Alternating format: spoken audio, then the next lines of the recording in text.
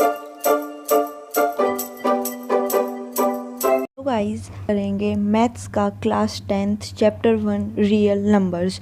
तो अब real numbers क्या होते हैं? रियल नंबर्स होते हैं जो मतलब रैशनल नंबर और इरेशनल नंबर का कॉम्बिनेशन, ये हमें पता है रियल नंबर होते हैं। तो अब रैशनल क्या होता है और इरेशनल क्या होता है? तो रैशनल नंबर्स वो नंबर्स होते हैं जिनको हम p बाई क्यू की फॉर्म में लिख सकते हैं। p बाई क्यू की फॉर्म मीन्स जिनको हम फ्रैक्शन की फॉर्म में लिख सकते हैं, वो नंबर्स हमारे होते हैं रैशनल नंबर्स। और जिनको हम p बाई क्यू की फॉर्म में नहीं लिख सकते वो होते हैं हमारे इरेशनल नंबर। तो जो हमारा रियल नंबर्स होते हैं, रियल नंबर्स रैशनल नंबर और इरेशनल नंबर का कलेक्शन होते हैं। अब कुछ इम्पोर्टेंट टर्म्स हैं जैसे कि प्राइम नंबर और कंपोजिट नंबर। ये नंबर्स क्या होते हैं? प्राइम नंबर्स जिनके सिर्फ 2 फैक्टर्स हो। फैक्टर्स मीन्स जिनके सिर्फ 2 ही फैक्टर हो, एक तो 1 और एक नंबर इटसेल्फ। जैसे कि 5 है, 5 एक प्राइम नंबर है, 5 का एक तो फैक्टर होता है 5 और एक 1, और 5 किसी की भी टेबल में नहीं आता। तो जो हमारा 5 है वो कैसा नंबर है?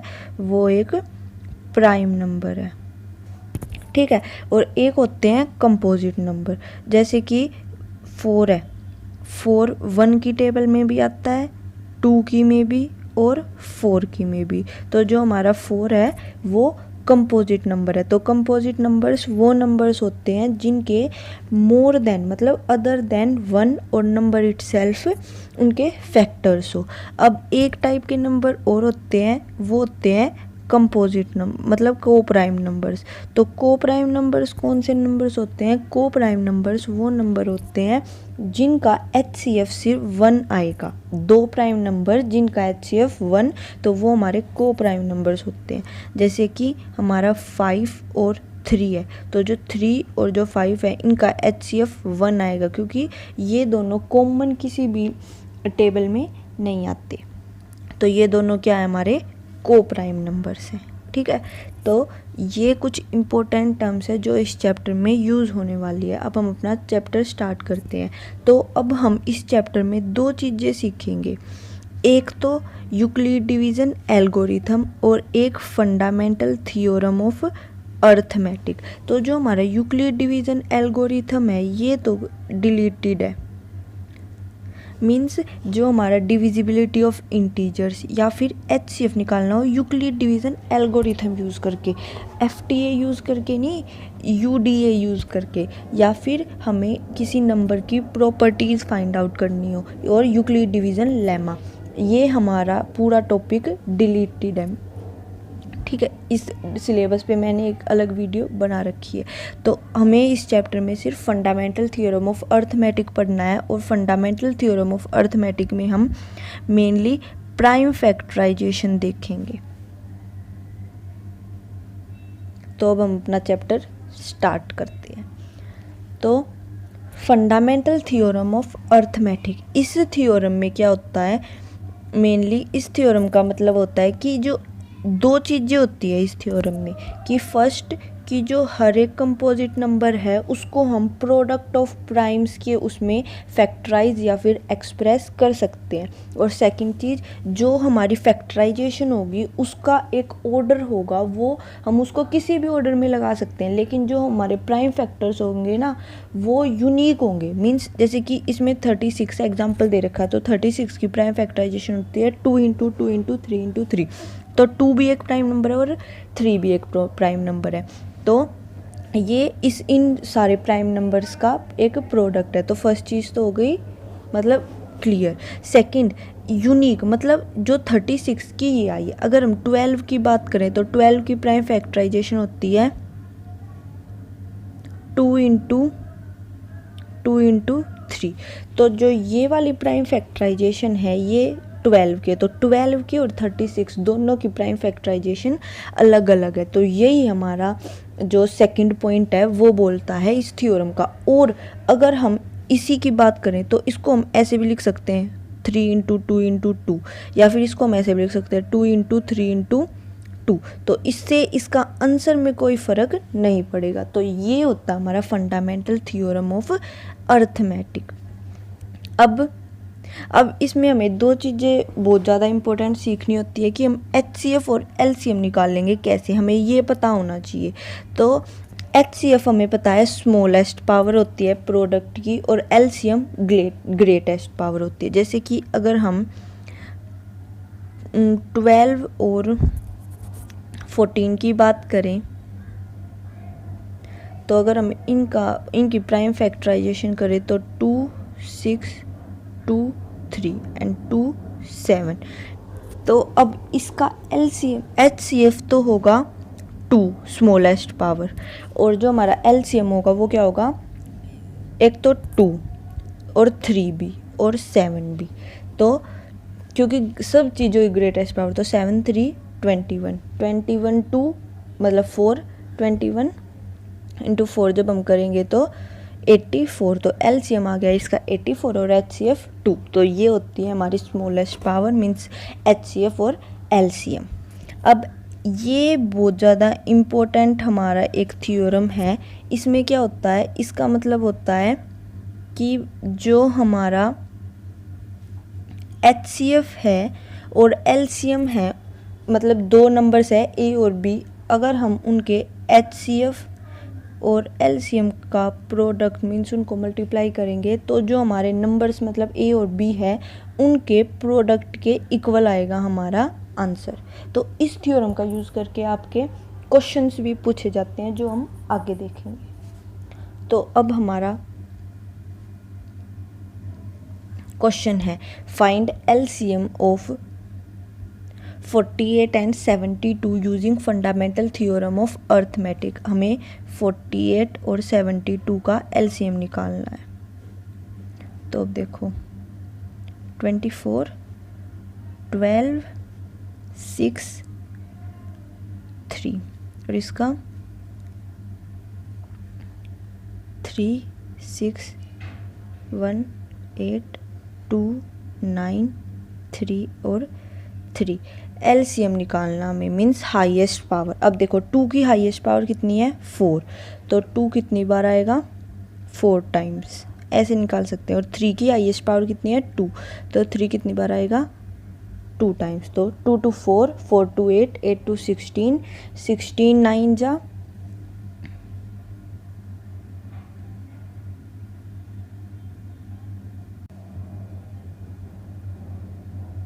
तो 144। तो हमारा LCM कितना आ गया 144। अब हमारा सेकंड क्वेश्चन है HCF of 2 numbers is 23 and LCM is 1449।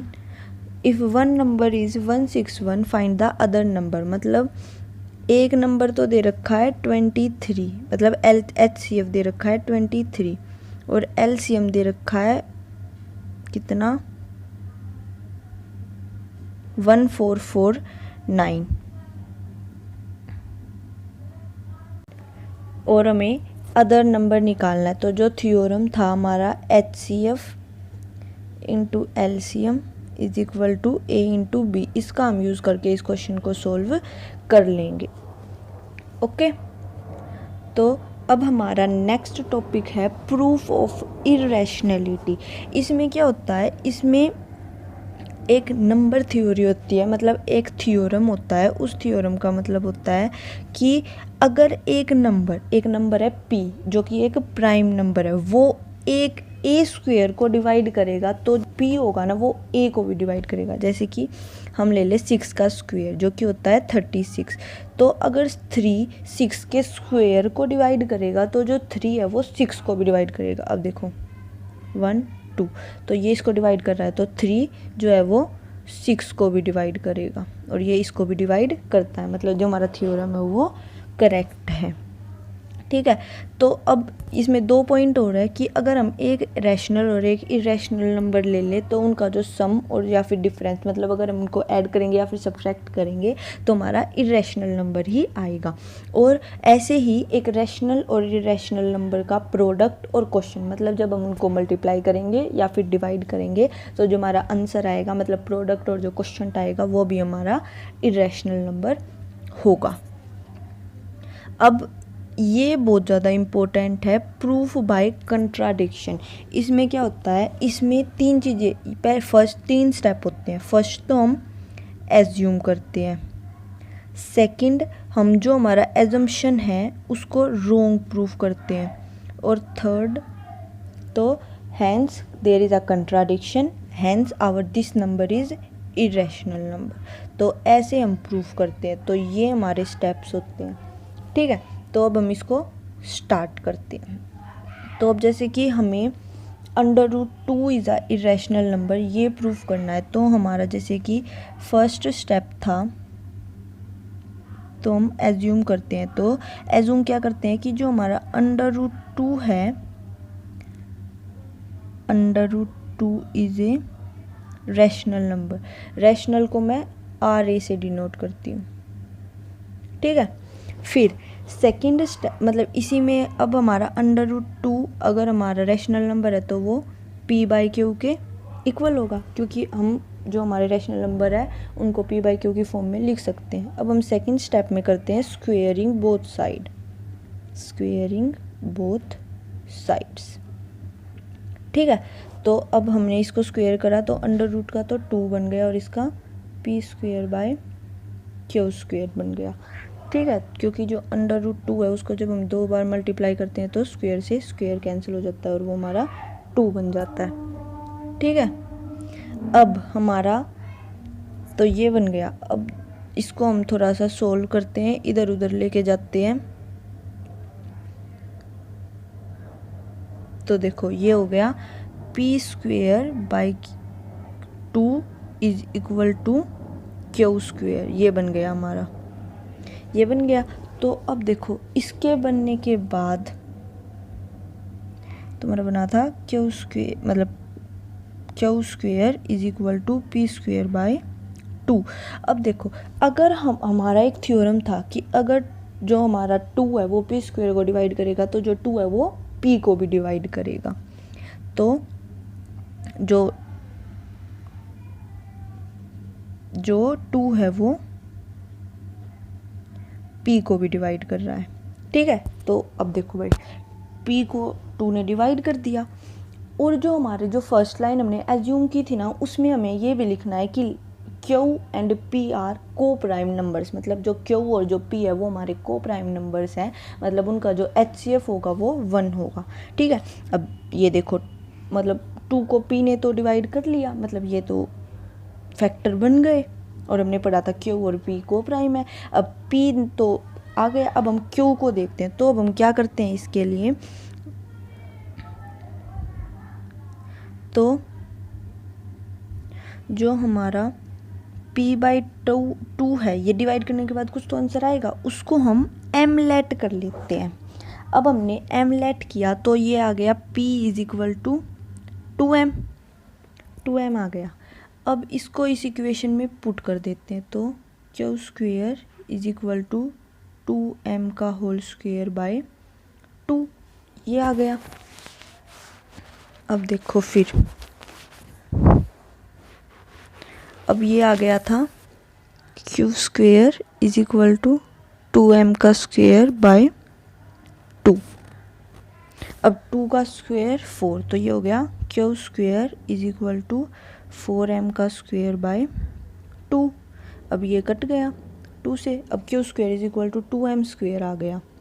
तो अब देखो हम थोड़ा इधर उधर ले जाते हैं, तो m² की वैल्यू हम निकाल लेते हैं, तो हमारा आ गया Q²/2। अब देखो ये फिर से वही बन गया, तो इसका मतलब जो 2 है वो Q को भी डिवाइड कर रहा है, अब P को भी डिवाइड कर रहा है और Q को भी डिवाइड कर रहा है, लेकिन हमने तो पढ़ा था जो Q और जो P है वो को प्राइम नंबर्स है, मतलब वो तो डिवाइड हो ही नहीं सकते 2 से। तो इसका मतलब अब हम नेक्स्ट लाइन में लिखेंगे hence our assumption is wrong, our assumption is wrong, there is a contradiction, there is a contradiction, hence under root 2 is a irrational number. ऐसे आपका 3 मार्क्स का क्वेश्चन आएगा। अगर आप ये सारे जो मैंने बताए हैं ये सभी स्टेप्स लिखेंगे तो आपके 3 मार्क्स आएंगे कंफर्म। ठीक है, तो अब हमारा ये में भी लास्ट टॉपिक बचता है डेसिमल एक्सपेंशन का। तो डेसिमल एक्सपेंशन क्या होता है, मीन्स हम जो डेसिमल है उसके बाद जो पॉइंट लगाते हैं, मीन्स किसी फ्रैक्शन को अगर हम डेसिमल में लिखते हैं तो वो कैसे लिखेंगे। ठीक है, अब हमारे डेसिमल एक्सपेंशन जो है वो 2 टाइप्स के होते हैं। फर्स्ट तो टर्मिनेटिंग और सेकंड नॉन टर्मिनेटिंग। टर्मिनेटिंग जो एक पॉइंट के बाद एंड हो जाएंगे और नॉन टर्मिनेटिंग जो एंड नहीं होंगे। जैसे कि 0.2 ये एंड हो गया, अब जैसे कि 0.333 ये चलता ही रहता है तो ये नॉन टर्मिनेटिंग। अब जो हमारे नॉन टर्मिनेटिंग होते हैं ये भी 2 टाइप्स के होते हैं, रिकरिंग और नॉन रिकरिंग। मतलब अगर एक जो हमारा डेसिमल नंबर है, मतलब जो एक डेसिमल पॉइंट है वो एक सर्टेन मतलब एक टाइम के बाद रिपीट होगा तो वो रिकरिंग, और वो रिपीट ना हो और चलता ही रहे तो वो नॉन टर्मिनेटिंग नॉन रिकरिंग। अब जैसे कि एक एग्जांपल है 0.142857। अब इस 57 के बाद देखो 142857 फिर से आ गया, मतलब ये रिकरिंग नॉन टर्मिनेटिंग रिकरिंग है। और अगर हम पाई की वैल्यू देखें तो जो हमारा पाई है ना वो ये डैश लगाना रह गया यहाँ पे, जो हमारा पाई है वो रिपीट ही नहीं होता। आज तक पाई की सर्टेन वैल्यू निकल ही नहीं रही है, ये चलती रहती है और हम अप्रोक्स में लिखते हैं 3.14।